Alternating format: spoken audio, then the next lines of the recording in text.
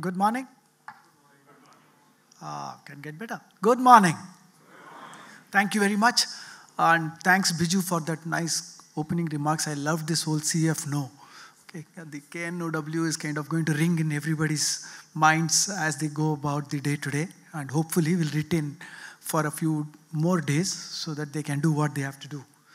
Part of what I'm presenting today, I'm actually got a presentation because I thought that I should bore you to death. Sorry, I've got a very small presentation to make sure that all of us can enjoy thoughts that we can take back with. I think Biju has inculcated the thought in our minds, and so it's only fair that I add on to this. So I've got 4 things to talk about: the impact of modern life on attention, the evolving role of the modern day CFO, the PAFE model, and then what can we do to reduce time poverty. Now, I put this specifically because we are talking about 10x growth. I put this because I was thinking, if I was the CFO, what should be topmost in my mind? Way back in 1993, I was a CFO who joined Shoppers Stop, and so I do know a little bit of the pains that goes with being a CFO of a company. And I also have seen the benefits of being a CFO of a company, and I think that's more important.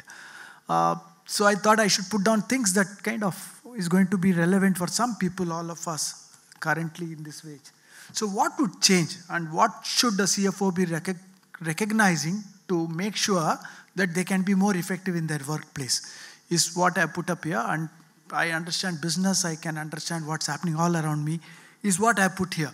So one thing is that modern life is all about how do you take care of customers who are time poor and attention deficit. Okay? And this is the overall theme that I think is all of us are going through. We recognize it in some ways, we don't recognize it in some ways, but if we are able to recognize it and can really work our businesses around it, we can possibly get richer. So there is a lot of distraction, and sometimes distraction is not necessarily for the share of wallet. It's normally distraction for share of time, share of watch. So instead of coming to our store, a customer can sit at home and watch any of the OTTs and binge watch to an extent wherein they have completely forgotten that they have to shop for an event tomorrow. I hear every day of housewives who've started cooking, but suddenly they realize that they have not really planned for what they wanted to cook, and they are ordering things on quick commerce because they can get it in 5 minutes' time. When it's men, it gets worse because they've never planned. Anyway, and when they have been sent into the kitchen or when they have opted to go into the kitchen, especially on some Sundays, some men really do that. And Biju talked about the large number of men in this place. You suddenly realize that you've done everything other than call for the most important ingredient. Again, you are time poor and you've not planned enough and you need that item, because if you don't bring that item into the picture, you're going to listen to the end of the earth about how you've been really bad into planning and therefore you did not have that one ingredient, which is the most important ingredient for the particular cooking assignment that you took for that one Sunday. So I think this is where customers are going to. There is this whole temptation that's happening all around them every day. Even as we sit inside, there is this affinity to look into our mobile phone and see what's happening all around the world. And is it that the Democrats are going to win or not? Right? Today, that's the overarching theme today. So this is where we are. So under these circumstances, how do we really take our jobs in a slightly different form? What do we think? What do we plan? How do we really program ourselves? So therefore, what can a CFO do? One, they've got to bring in a concept of technology integration in whatever it is that they are doing. And overall, as a business, and because the CFOs are supposed to be the CFNOs, they are supposed to understand technology for sure. Omnichannel is the way it is because customers want you anytime, anywhere, everywhere. And similarly, AI, it's a buzzword for some, it's way of life for many. I don't see many of the students actually going through writing any research reports for anyone anymore by themselves. They're using AI faster. Many a times, even I as a CEO, talk to my teams to find out some themes or some methods or some process, and then I say, ditch it, I will do it myself. I just do it on an AI tool, and I find that it's faster, it's easier, I've just got it. I mean, 5 days before somebody told I want to create a job profile for somebody whom I'm going to recruit.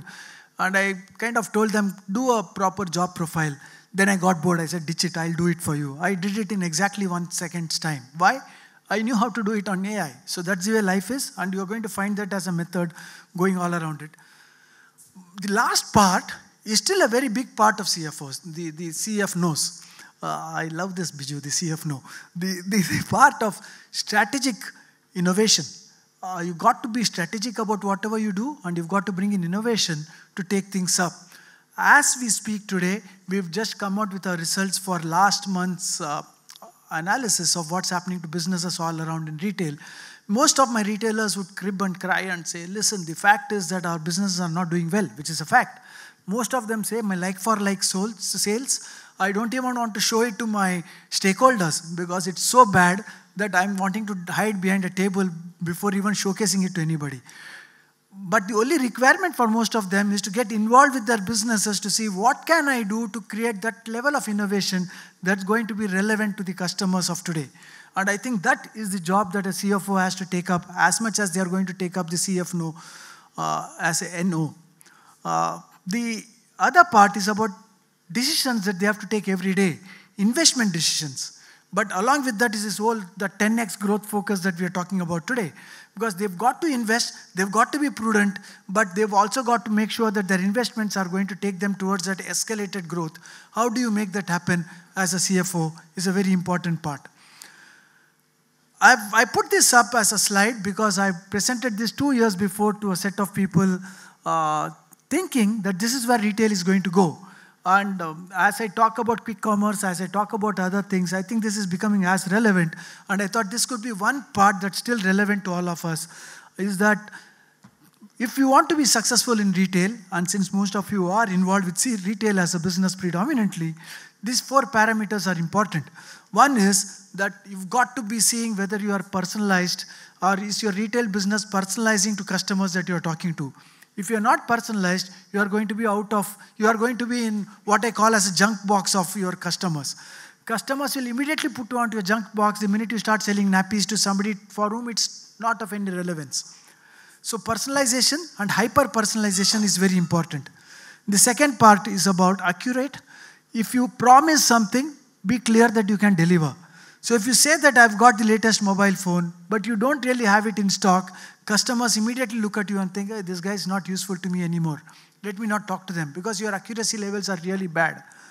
In the olden days, you could do your stock counts in 2 days. Now, I don't know how many minutes to do it in. Any of you do your stock counts in about 10 minutes, 15 minutes? Raise your hands.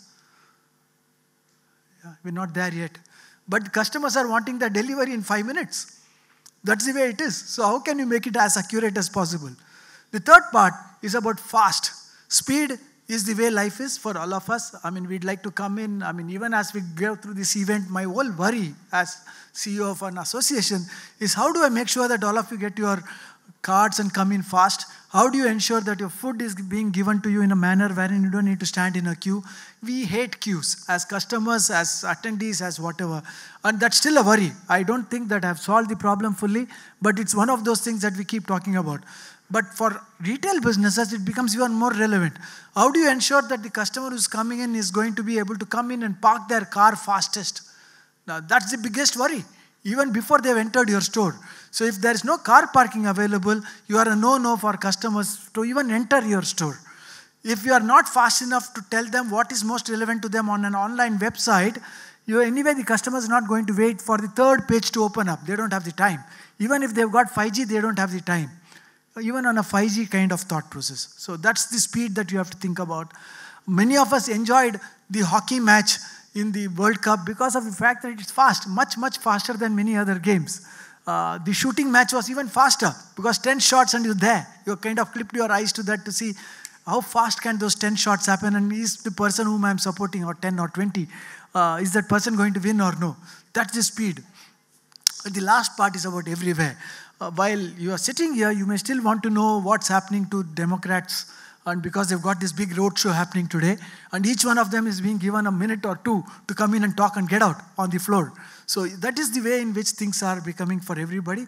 It is about everywhere. It's about knowing everything that's happening all around us and about knowing whether you're going to be relevant in an everywhere world. And that's where we have to take our businesses.